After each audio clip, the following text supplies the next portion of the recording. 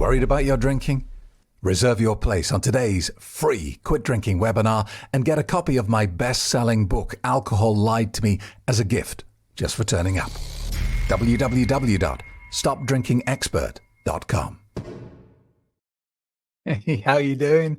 This is Craig Beck from stopdrinkingexpert.com. Welcome into the Happy Sober podcast, a special edition where we're going to talk about the health benefits of red wine, because I do occasionally get an email from someone who's a bit perplexed and they say, but Craig, I don't mind the idea of giving up alcohol, but it's the red wine. That's what I don't want to give up.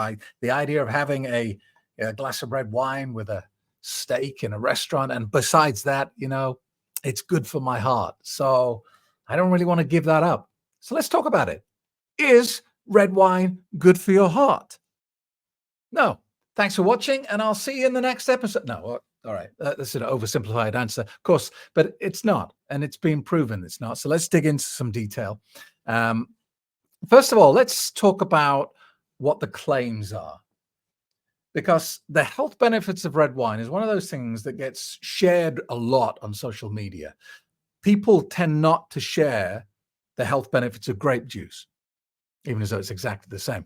They will share the health benefits of alcohol on social media. Because why? Because it gives them plausible deniability. It gives them social proof to back up what they're doing. They're saying, look, there's even scientific research to say that what I'm doing is okay and I can carry on because it's good for me, actually. So these are the claims that are being made. And I've just picked one website at random. Let's take a look and just have a little glance at some of the claims. So the 10 health benefits of drinking red wine that will keep you healthy. Now, first of all, let's start with that title. Let's just change it to the truth. The 10 claimed health benefits of drinking attractively packaged poison that will keep you healthy. Doesn't make a lot of sense, does it? Number 10, rich in antioxidants. And it is. That's actually true. But you know what it isn't? It isn't any superior to grape juice or pomegranate juice or any other intensely colored fruit that comes in fluid formula. It's not like red wine is antioxidants super plus. It's just the same as grape juice. So if you're really drinking this for the antioxidants, just drink the grape juice. Or is it perhaps the health benefits are just a nice little excuse to carry on? Lowers bad cholesterol. It just doesn't. I mean, there's not much I can argue about that. It's not true. If you're a heavy drinker, the chances are your cholesterol will be bad. Because where is cholesterol made? In the liver. What does alcohol attack and damage? The liver. Keeps the heart healthy. No, it doesn't. And this is kind of spurious because it's suggesting that antioxidants protect the heart. Yes, they do. So therefore, if there's a lot of antioxidants in it, it keeps the heart healthy. A study about 5 years ago by Cambridge University of 2,000 drinkers concluded that all of the health benefits of the antioxidants in red wine are completely mitigated by the alcohol and the harm that causes. So you're left at a zero-sum game if you're just looking at it on the antioxidants route, because the poison in the liquid absolutely counteracts every single benefit that you're getting from the antioxidants. So this point 3 here, that it keeps the heart healthy, is bullshit. Regulates blood sugar, not true. If that was true, then diabetics would be advised to drink as much as possible.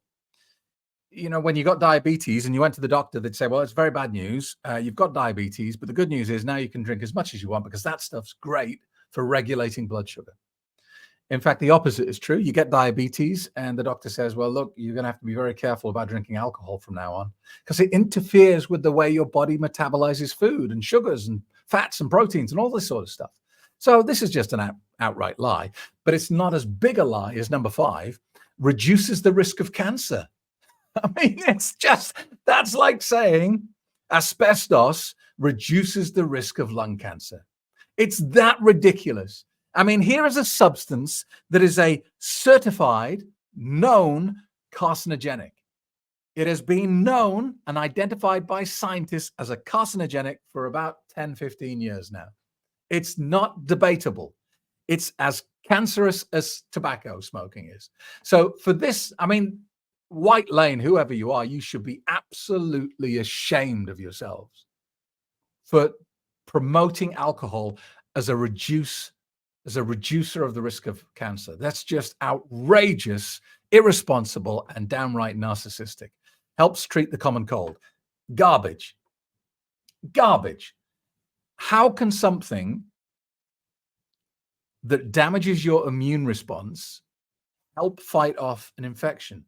It's infuriating that this nonsense is out there. Keeps memory sharp. I mean, I'm going to have a seizure here.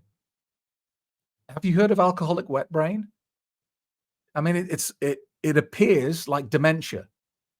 You stumble over your words, you can't put sentences together, you slur, you can't talk properly. That all comes from consuming alcohol. So if it's true, according to Whitehall Lane here, that alcohol keeps your memory sharp, then the people who drink the most should have the sharpest memories, right? No. Total lie. Keeps you slim. I mean, is this a joke? What is it? How many calories in a bottle of wine? Let me Google it. Hang on a minute. Let me just, how many calories in a bottle of red wine? Let's go. How many calories in a bottle of wine? 625. So let's say you're supposed to have 2,000 calories a day as an adult. A quarter of it, over a quarter of it, is going to be used up in what you drink in alcohol. So total lie, total fabrication. Reduces the risk of depression. That seems logical. A depressant reduces the risk of depression and has positive effects on the digestive system. Anyone who's got acid reflux, tell me what you feel like after you drink a glass of red wine. All right, enough of this nonsense. I can't take any more. I mean, it's just absolute garbage. So if it's a total lie, where does this story come from that everyone touts? And I'll tell you where it comes from. It comes from a flawed piece of research about 25, 30 years ago, done in France, Europe, okay? And the question that the research was attempting to answer was this: why do French people have lower incidence of coronary heart disease compared to people in the United States? That was the premise of the research, okay? And the reason the research is flawed is because it never came up with an answer. And at the end of it, it made an assumption. And anytime you've got research that doesn't come up with a conclusive answer, but the people who put it together leap to an assumption, is bad research, right? So when they did this, it wasn't immediately obvious why French people don't have as much heart disease as American people. And so, desperate to have a meaning put on their research, the scientists involved basically went, well, it must be because the French drink more red wine than the Americans. I mean, no data, no evidence to back that up. It was just a leap of faith, an assumption. They went, well, it must be because of this. And this story was ran as an and finally on the news programs when this research came out. And in one, I'm not sure which show it was, but it was in the United States, one major network. At the end of the news, they ran this story about red wine's good for the heart. The French say so. And at the end of the piece, the news anchor raised a fake glass, a pretend glass to the camera and went, well, it's good news for me and cheers. And that was the end of the news. And the alcohol industry went crazy because what had just happened? It had just been on the evening news that red wine, alcohol, is good for your heart. So what do you think they did? The alcohol industry got on the phone to their marketing teams, their PR companies, and they said, get as many press releases out as you can. get as many interviews done as possible, get us in all the fitness magazines, get us in all the health books and on the health TV shows. We want our experts, we want our professionals on there, we want our marketing bods talking about how alcohol lowers the risk of heart disease. And because it had been on the news, they could talk about it like it was fact. And that's how this all started. A bad bit of research and a flippant throwaway comment by a news anchor and a very narcissistic sociopathic industry who went, "Oh, we're going to make some bucks now." That's how it all started. I mean, the more logical conclusion was that the French people are eating a Mediterranean-style diet. They're eating lots of fresh vegetables, fresh home cooking. I just got back from New York, and no offense, guys, if you're in the States, the food is, it's chemical city. It's really hard to get good, nutritious food, certainly in the tourist areas. I'm sure it's not the case elsewhere. But so that's where this whole notion came from. And people have been making spurious leaps for decades now. I mean, you look at that article, this is all spurious leaps based on nothing. This story here that alcohol, where is it? Alcohol keeps you slim.